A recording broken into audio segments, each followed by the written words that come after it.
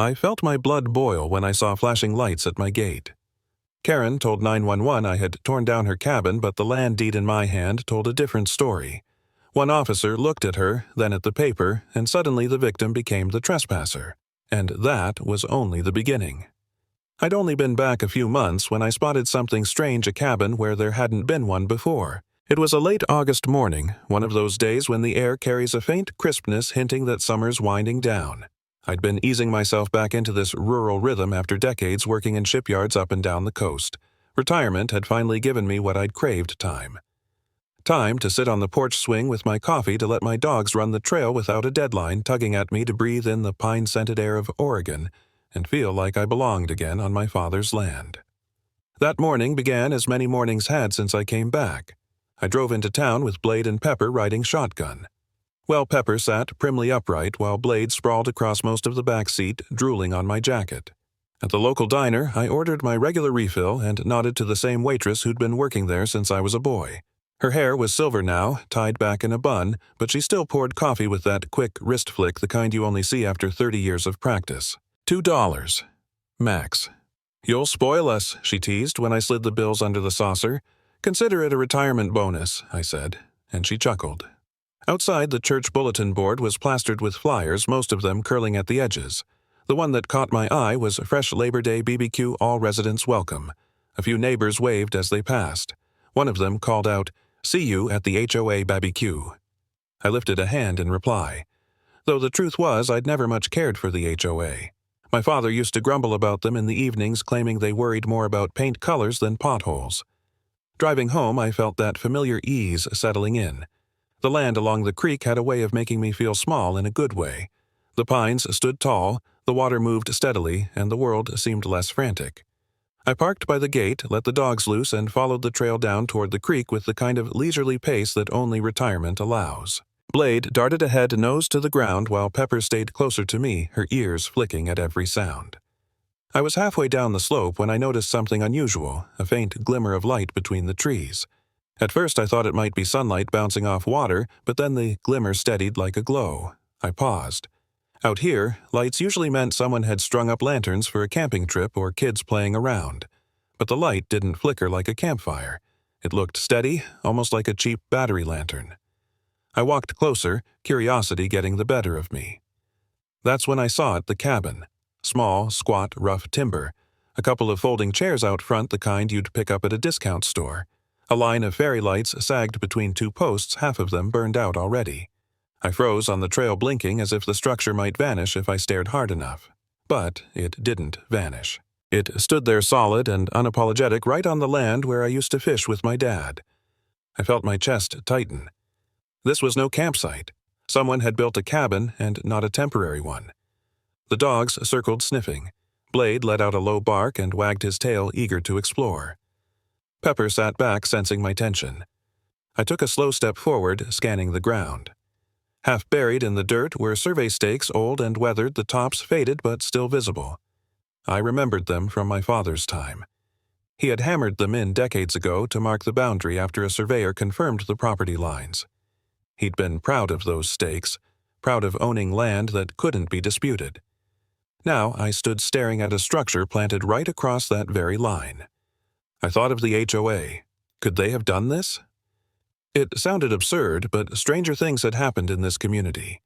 They were forever sending notices about lawn-length mailbox paint or which way a fence should face. Still building a cabin.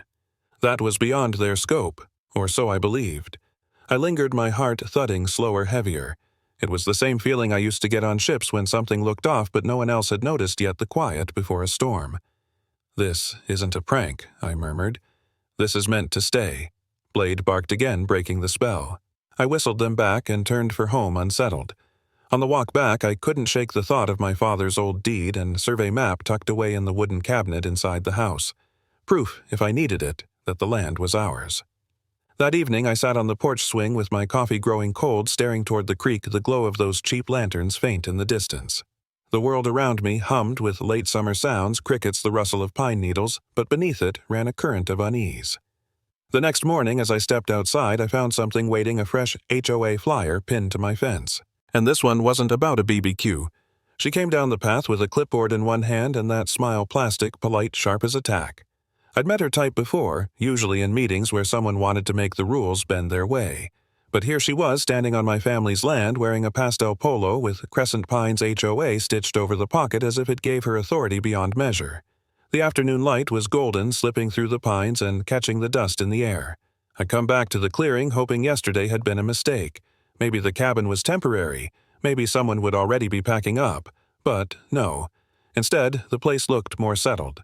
A folding table had appeared with a pitcher of lemonade and a stack of paper cups.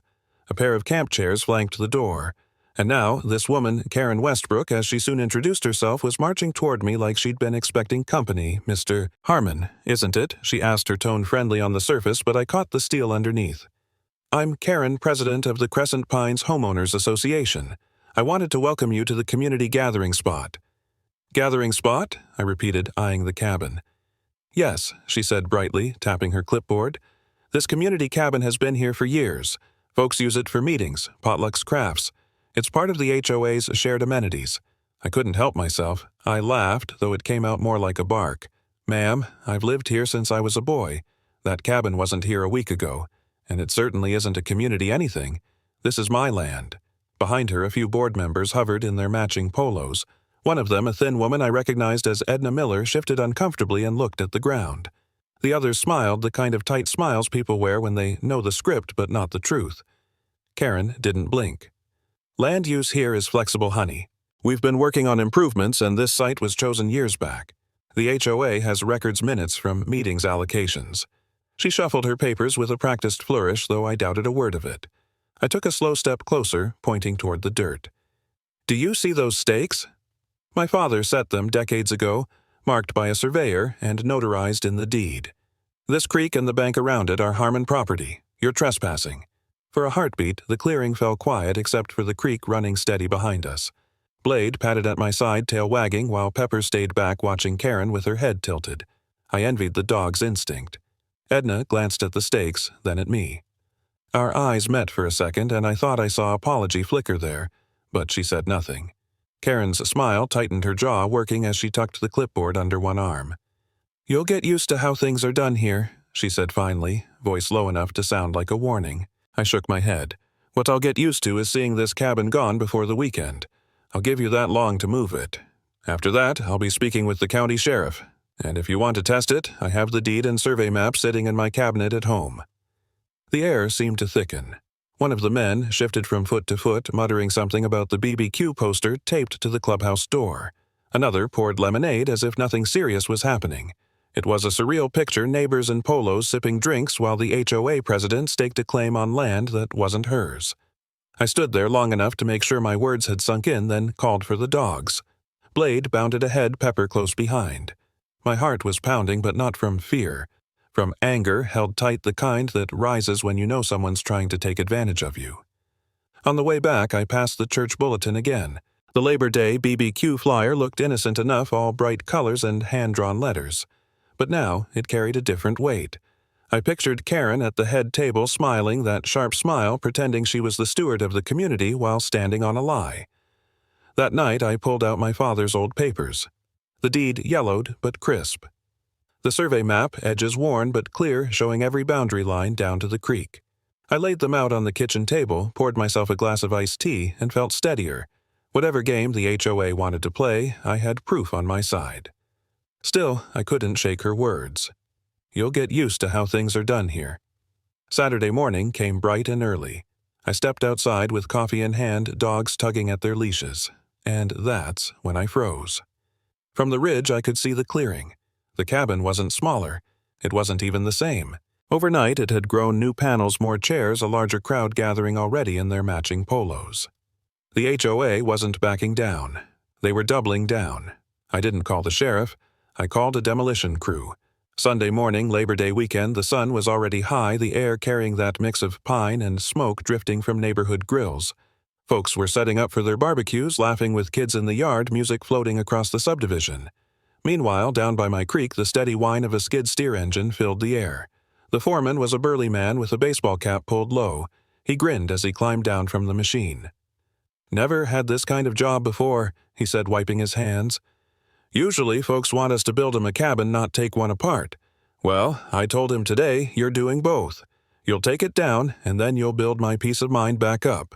He laughed, then gave a sharp whistle. His crew, 2 young guys in matching work shirts, started stacking tools. The dogs, Blade and Pepper, sat in the shade watching tails thumping with every metallic clank. I'd come prepared. The deed was folded neatly in my pocket, a GPS device clipped to my belt, and my phone already recording. I wasn't about to let anyone twist the story. If Karen wanted a fight, I was going to play by the book, my father's book. Document everything he used to say. So I did. By the time the skid steer rumbled toward the cabin, a crowd had gathered. HOA members drifted in from the cul-de-sac, phones raised like they were catching a parade. Some whispered, others outright jeered. But I kept my eyes on the machine. The bucket nudged the porch rail and the cheap lumber groaned. That was when Karen stormed in. Her polo was ironed crisp, her hair pulled back like she was heading into a board meeting. Clipboard in one hand, phone in the other, she marched right up to me. "What do you think you're doing?" she demanded, voice sharp enough to cut through the engine noise. "Cleaning up my land," I said simply. "This is vandalism," she shouted, waving her clipboard like a baton. "That cabin is HOA property. You can't just destroy it." I turned the phone in my hand so she could see the red recording light. "Every inch of this is Harmon property, Karen, and I'm not destroying, I'm returning. Every board, every nail, right back to your clubhouse." The foreman chuckled, tipping his cap toward Karen. "Ma'am, we were paid to relocate the materials. That's all we're doing." Karen's face flushed crimson. She spun toward the onlookers who dutifully kept filming, hungry for spectacle. "You're all witnesses," she declared. "This man is committing a crime." Pure vandalism. But I didn't argue. I just kept filming, snapping photos of the GPS coordinates timestamp flashing in the corner. The cabin came apart piece by piece, lanterns tossed into a box, folding chairs, stacked siding, pried off with a screech. In less than an hour, the little structure looked less like a cabin and more like a pile of mismatched lumber. The crew loaded the boards onto a flatbed truck. Dust hung in the air, catching the sunlight in thick beams. I wiped my brow and thought about how quickly illusions crumble when you push on them. "Where do you want it?" the foreman asked. "Clubhouse parking lot," I said. "Return it to sender." That earned me a laugh from one of the younger guys. "Yes, sir." Karen lunged forward, practically blocking the truck. "You can't dump it there." I slipped the deed from my pocket, holding it steady for her and the cameras alike. "This paper says otherwise, and you know it." Her hands shook as she jabbed her phone toward me. "I'm calling 911. You'll regret this." I gave a calm nod, sliding the paper back into my pocket. "Go ahead. I'll be right here when they arrive." The crowd buzzed, some gasping, others murmuring about lawsuits and fines. But I stood my ground, dogs at my feet, the cabin reduced to memory. By the time the truck pulled away, the clearing looked almost the way it had before, quiet open, the creek glinting in the sunlight. I felt lighter, as if I'd peeled off a layer of someone else's nonsense. I headed home, video files, saved photos, backed up evidence secure. The day still smelled of barbecue smoke and cut lumber, a strange blend of holiday and confrontation. That afternoon, just as I settled onto the porch with an iced tea, I heard it, the rising wail of sirens threading through the pine trees, growing louder by the minute. The first thing I saw were red and blue lights bouncing off the trees. It was near dusk on Sunday, the last night of Labor Day weekend. Most families were winding down their barbecues, kids chasing fireflies at the edges of neatly trimmed yards, music fading into the evening air. But down by the creek, the scene looked more like a town spectacle than a holiday. 2 police SUVs rolled slowly over the gravel, their headlights slicing through the pine shadows, light bars flickering against the branches. Blade and Pepper barked once before settling at my side. I patted them, keeping my face calm. After all, I had nothing to hide. Karen stood front and center, clipboard tucked dramatically under one arm, phone in her hand as though she were directing traffic. Around her, HOA members gathered close, nodding, whispering, a few holding up phones to keep recording. Children from the subdivision leaned on their bikes at the road's edge, eyes wide. The officers stepped out of the SUV's uniforms, crisp body cams already blinking red. Their presence shifted the energy immediately. Quiet fell like a blanket, the way it does when authority enters a room. One officer adjusted his belt and called out, "Evening, folks. What's going on here?" Karen wasted no time. She strode forward, her voice pitching high, a little theatrical. "Officers, thank goodness you're here." This man, she pointed at me with a flourish, destroyed HOA property. He hired a crew and tore down our community cabin. I stood, straight hands loose at my sides, resisting the urge to laugh. The taller officer, a man with salt and pepper hair, turned his head slowly toward me. "Sir, may I see your ID?" "Of course." I reached carefully into my pocket, pulling out my wallet. I handed over my license, the one with my Oregon address, my father's land, my name etched into the county records. The second officer, younger, jotted notes on a pad. "Can you tell us what happened?" Before I could answer, Karen cut in again, her voice sugary but sharp. "He just moved back here, officers. He's trying to claim common land for himself. That cabin has been used for years, for meetings, potlucks, holiday events. Everyone knows it belongs to the community." She gestured behind her as if the crowd were her jury. Some of them nodded dutifully. Others kept their eyes on the ground. Edna, I noticed, stood off to the side. Her arms crossed, her gaze restless. She didn't look convinced. I spoke slowly, clearly. "That cabin was built on my land, without my permission. I hired a crew to take it down, and I documented everything." I held up my phone, still recording. Photos, videos, GPS coordinates, every step. The older officer glanced at his partner. "Do you have papers for this land?" "Yes," I said. Karen let out a small laugh, triumphant. "But he doesn't have them with him." I turned my eyes on her steady. "Actually, I do." For a second, the crowd hushed. Even the cicadas seemed to pause. I walked calmly to my truck parked near the clearing. The officers followed, their flashlights clicking on as dusk deepened into purple shadows. The HOA members trailed behind at a distance, their murmurs carrying like gossip at a church potluck. I opened the driver's side door, reached into the glove box, and pulled out a thick manila folder. The paper edges were worn from years of handling, but the county stamp was still clear, embossed in blue. My father's handwriting, in pencil faint but visible, marked the corners with dates. I laid the folder gently on the hood of the nearest cruiser. The officers leaned in, shining their flashlights over the cover. The younger one opened it carefully, lifting the first page. Karen's voice rang out behind us, shrill and brittle. "Those papers mean nothing. He could have printed them at home." The older officer ignored her, his eyes scanning the deed. He traced a finger over the survey map, noting the creek line, the stakes, the lot numbers. He gave a low whistle. "This looks official." I stayed quiet, letting the paper speak. The younger officer looked at me, then back at Karen. "Ma'am, we'll need to check this against county records, but at first glance—" He didn't finish the sentence. Karen huffed, folding her arms tight. "He's lying. He's twisting things." The officer calmly wrote down a case number on his pad, tore the slip, and handed it to me. "Here's your reference number, sir. Keep all your documentation. We'll be following up with the county this week." I nodded. "Thank you. I have backups of everything. Photos, videos, timestamps." Karen sputtered, eyes darting from me to the folder.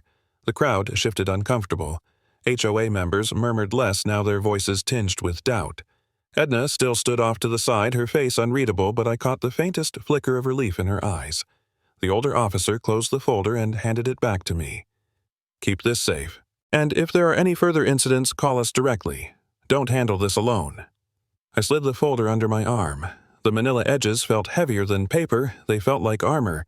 The lights of the cruisers pulsed across the clearing, throwing red and blue shadows over the trees, over Karen's rigid figure, over the watching faces of the neighborhood. As I tucked the folder back under my arm, the officers leaned closer to the hood, still examining the survey map under the beams of their flashlights. The air held as still thick with tension, as if the whole subdivision waited for the next word. I laid my deed flat on the warm hood of the patrol car, the paper trembling a little in the night breeze. The cruiser's engine ticked softly as it cooled, and the overhead lights cast red and blue flashes across the clearing. My hands were steady, but I'll admit my chest carried a drumbeat that wasn't just the crickets singing in the grass. The officers leaned in closer. The younger one switched on his flashlight, angling the beam so it illuminated the stamped notary seal at the bottom. The older officer pulled a pen from his pocket, using it as a pointer. "Here's the parcel number," he muttered. "Matches what I've seen on county plats." Behind them, the HOA crowd shuffled. Phones were still out, but the once bold commentary had dwindled to whispers. Karen stood a few feet away, clipboard hugged tight against her chest, her lips pressed into a thin, stubborn line. I tapped a finger against the survey map tucked into the folder. "The stakes are still out there," I told the officers. "Hammered in by my father back when he first bought the land. If you walk 20 yards down toward the creek, you'll see them orange tops, weather-faded, but solid." The older officer nodded. "That'll help." He glanced at his partner. "Let's run this through." The younger officer walked back to the cruiser, opened the passenger door, and pulled the mobile data terminal around. The glow of the laptop lit his face in pale blue as he typed the parcel number. I caught the faint reflection of the map as it loaded county borders creeks traced in digital lines, lot numbers in neat squares. Karen's voice rose suddenly, cutting across the night. "This is community land. That cabin was built for neighbors, for potlucks, for Christmas gatherings. He's twisting history for his own gain." Her words rattled against the pine trunks like a church bell rung too hard. The older officer straightened his tone. Firm, but even. "Ma'am, you need to step back and let us finish." Karen's cheeks flushed red, but she stayed put, clutching her clipboard like it was a shield. I glanced at Edna, quiet as ever, but her eyes flicked toward me, then away. She knew more than she dared say aloud, that much was clear. The younger officer spoke up from the MDT. "Confirmed. County record shows parcel belongs to Maxwell Dell." He turned the screen slightly so his partner could see. "Creek falls entirely within his boundary." The words rolled over me like cool water after a long hike. Not surprise, but relief that evidence still mattered. The older officer picked up my deed again, reading slowly, then set it back on the hood. He reached into his shirt pocket, pulled out a card, and placed it beside the folder. His badge glinted as he adjusted his hand. "Mr. Dell, this is your land. Keep this card case numbers written on the back. If anything else happens, call us directly." Karen snapped. "You can't just side with him. We'll sue the county if we have to." The officer turned to her, calm but unmoved. "Ma'am, this isn't HOA land. The record is clear." Her gasp echoed louder than I expected. The clipboard slipped slightly in her arms, the papers inside rattling. She looked at her board members, waiting for support, but their eyes dropped quickly to the ground. A couple shuffled back toward the road. The younger officer gave a dry chuckle as he closed the MDT. "Holiday weekends never end, do they?" he said to no one in particular. I smiled faintly. "Guess not." The air smelled of cooling barbecue smoke drifting from the subdivision, mingling with pine resin. Someone's radio played faint oldies, the Eagles maybe from a backyard up the hill. It felt almost absurd how ordinary sounds wrapped around something so tense. I gathered my folder, sliding each paper back carefully. The survey map, the notarized deed, even the aerial photo I'd printed years back, all stacked together like armor I never thought I'd need. Karen found her voice again, brittle and sharp. "This isn't over. We'll call an emergency meeting. We'll fight this." I didn't answer. I just nodded to the officers, tucked the folder under my arm, and stepped back toward my truck. The older officer looked around once more, then addressed the crowd. "All right, folks. Nothing else to see here tonight. Head on home." The HOA members broke apart slowly, their chatter muted. Edna lingered, her eyes meeting mine for just a second before she turned and followed the others. Karen stayed rooted in place, clipboard still clutched like a life raft. As the cruisers idled, their lights painting the woods in flickers of red and blue, I couldn't shake the feeling that the night wasn't ending, only shifting. Karen's last shout carried across the clearing, shrill, desperate. "We'll sue the county if we have to." The crickets resumed their song, indifferent to lawsuits or land disputes, and I, deed in hand, knew the real fight had only just begun. If I thought the verdict from the patrol car would end it, I didn't know Karen. The flashing red and blue had barely faded from the trees when I heard word an emergency meeting at the HOA clubhouse same night. By the time I walked down the gravel road, the cicadas were in full chorus, filling the humid air with a restless drone. The clubhouse porch light buzzed overhead, throwing a weak yellow halo on stacked folding chairs and half-empty lemonade cups abandoned from the earlier gathering. Karen was already there, of course, perched at the top step, like a queen on her throne, clipboard on her lap, lips pressed tight. A handful of board members hovered around her, heads bent together. She straightened when she saw me. "Well, if it isn't our demolition man," she said, voice dripping with false sweetness. I didn't reply. I leaned against the porch rail, folding my arms, watching. Sometimes silence speaks louder than any defense. Edna Miller sat off to the side, her shoulders, rounded eyes fixed on her shoes. I could tell she wasn't comfortable, but she stayed. It's hard to walk away from a woman like Karen. Her pull wasn't warmth, but gravity. Then came the surprise, a new face. A young woman with a notepad tucked under her arm, camera bag at her hip. Karen waved her over like she'd been expecting her all along. "Lydia Park, Crescent County Gazette." The woman introduced herself, shaking Karen's hand before lifting her phone to snap a quick shot of the clubhouse. "You mentioned an urgent community matter."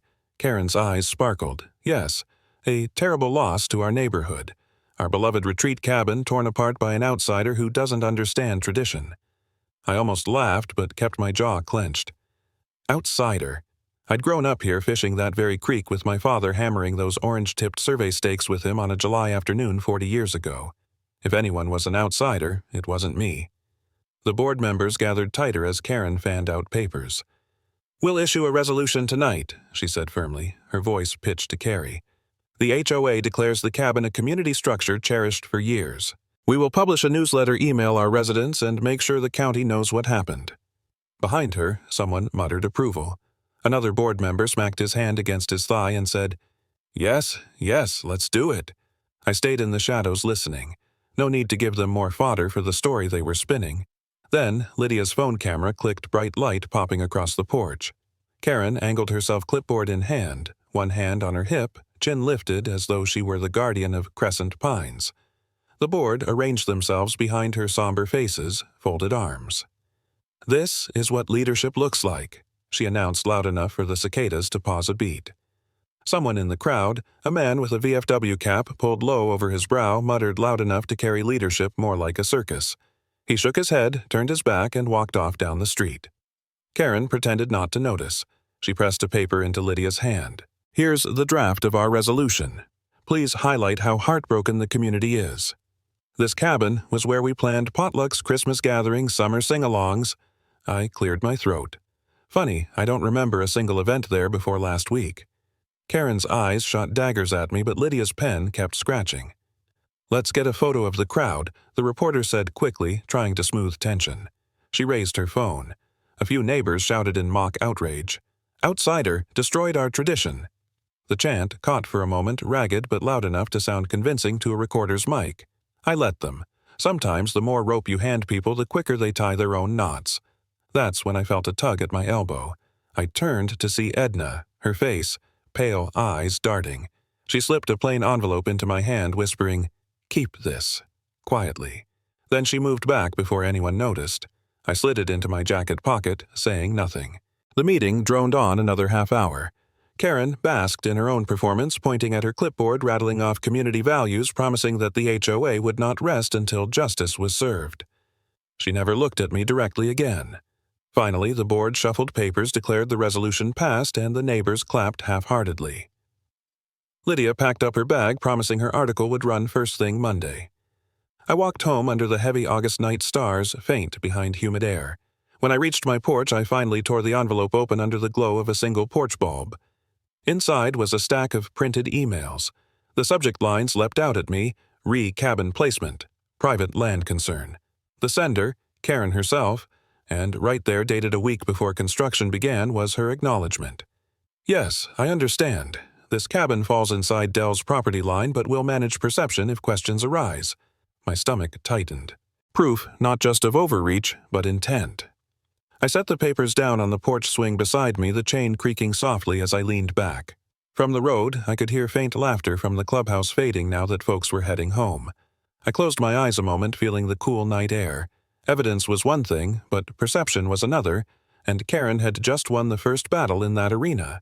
Because as I scrolled my phone a few minutes later, a headline already blinked across the local news feed: "Outsider destroys beloved HOA retreat." The glow of the screen lit my porch, and for the first time in a long while, I felt the weight of both truth and lies pressing equally heavy. I'd been through enough shouting matches with the HOA to know when something bigger was coming, but I still wasn't prepared for the sight of the sheriff stepping up to the podium that night. He set his badge down with a careful little tap, and the whole room fell silent. You could have heard the hum of the soda machine in the corner. The town hall auditorium smelled like a mix of potluck casseroles and the faint polish of the veterans' flags lined up near the stage. Rows of folding chairs filled with my neighbors' faces I'd seen for years at church picnics, yard sales, and the Sunday diner breakfast line. Some waved politely when I walked in. Others avoided my eye, probably uncertain where they stood now that Karen had been working her community retreat story into every newsletter and Facebook group for the past 48 hours. On a long table along the wall, slices of apple pie and baked beans sat cooling untouched. People weren't here to eat. They were here to see a fight, and Karen knew it. She was already at the front, a clipboard clutched like it was a royal scepter. She wore her brightest red blazer, the kind that screamed authority, even if her hands trembled just slightly when she lifted the fake map she'd paraded in the HOA clubhouse before.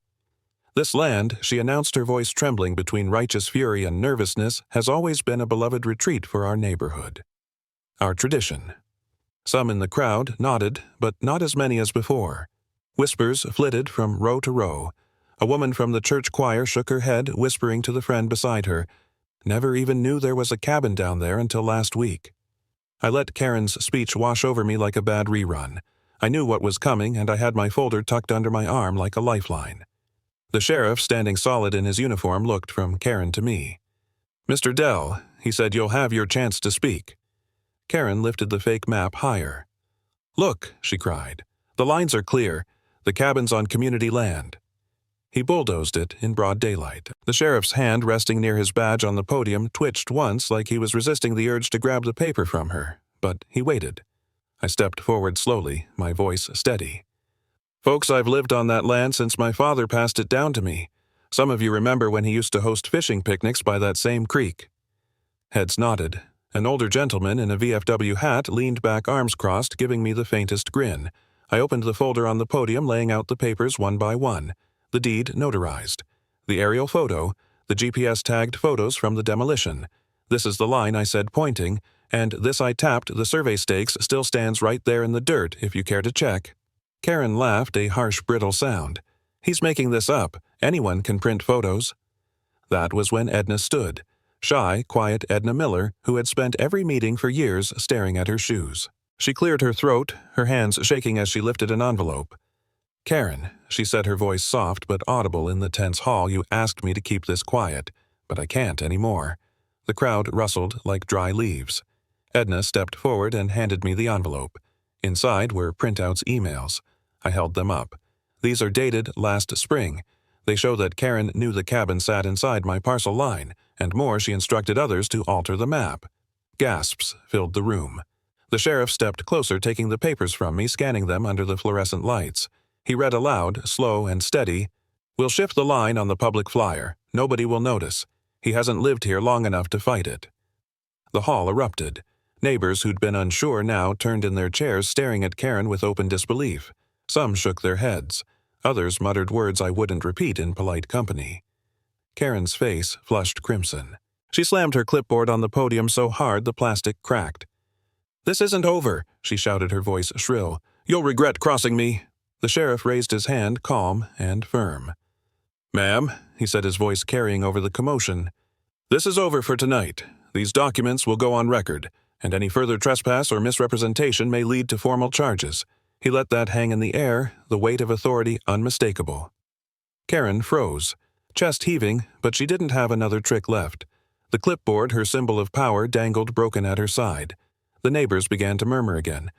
Not about me this time, but about her. A woman from the choir whispered, "I can't believe she lied like that." A young father shook his head, pulling his little boy closer. Even Lydia Park, the local reporter, scribbled furiously, her eyes wide. I exhaled slowly, shoulders loosening for the first time in days. The sheriff gathered the papers, tucking them under his arm. He looked at me with the faintest nod. Karen took a step back. Lips pressed, thin eyes darting toward the exit like she was searching for an escape route. But the sheriff's gaze followed her, steady and unblinking. The air in the hall was thick, charged. We all knew something had shifted. The tide had turned. And yet, even as I thought it might be over, the sheriff's last words made my pulse quicken again. He leaned toward Karen, his voice low, but carrying across the hall, "Ma'am, any further trespass may lead to charges." The room went silent again. The echo of his warning hanging like a storm cloud, ready to break. By the end of September, the only sound by the creek was water and wind, no hammering, no shouting, no plastic chairs. Just the way it had been when my father first showed me the bend in the stream. Life eased back into its steady rhythm. Morning coffee in a chipped mug, a refill at the diner with a couple of dollars left under the saucer, the dogs padding beside me as we walked the trail. The oldies station hummed from the porch radio Motown, Conway Twitty. Even the static felt comforting. I swung in the porch seat, letting it creak the way it always had, and felt the quiet sink in. The HOA newsletter arrived that week, thin as a pamphlet. No mention of cabins or beloved retreats. Just a polite notice that an interim committee would be formed. By then, Karen had stepped down. 2 days later, a for sale sign popped up in her yard. I didn't slow my truck when I passed, but I noticed her porch bare the potted plants gone. Power built on bluster rarely lingers. Neighbors kept their distance at first. Folks don't like admitting they followed the wrong crowd. Then, one Saturday afternoon, the Bakers came up the steps with a pecan pie Mrs. Chan trailing behind with a carton of cider. They shifted from foot to foot until Mr. Baker cleared his throat. "We didn't know the truth, Max. We should have asked. We're sorry." I let them in. We didn't dwell on it. A slice of pie, a few quiet words, and the silence between us healed more than speeches ever could. I still wanted a marker. Something simple, steady like the survey stakes my father had driven decades earlier. So I planed an old cedar board and carved the words "Deep Private Land." No HOA nonsense allowed. I oiled it until the grain glowed, then carried it down the trail on my shoulder. Blade and Pepper ran ahead, circling back, tails wagging like they knew the ceremony. I set the sign firm in the soil where the cabin had stood. No gloating, no audience, just me, the dogs, and the sound of water. The sign looked right, honest, rooted. Later, as the sun dropped gold across the creek, I carried 2 folding chairs to the bank. I poured a splash of rye into a jelly jar and raised it in a quiet toast to my father, to boundaries to peace that doesn't need permission. The dogs settled at my feet, sighing deep. From the porch above, the radio drifted down, crackling through Stand By Me. I thought about Karen's broken clipboard, about the sheriff's warning about how neighbors can lose themselves in the illusion of authority. Then I looked at the sign again, square against the fading light, and felt only relief. Not triumph, not revenge, just the rightness of things put back where they belonged. Funny thing, they tried to paint me the villain. In the end, they just proved why I came back peace, privacy, and a firm no to false authority. In the quiet after the storm, the creek ran steady again, carrying only the sound of water and wind. What began as one man's stand grew into a lesson for the whole neighborhood that rules without fairness crumble and true strength lies in standing together. Like a lantern glowing on a porch at dusk, a single act of courage can guide many hearts back toward justice. And perhaps that is the real story here. When neighbors choose fairness over fear, peace always has a place to return.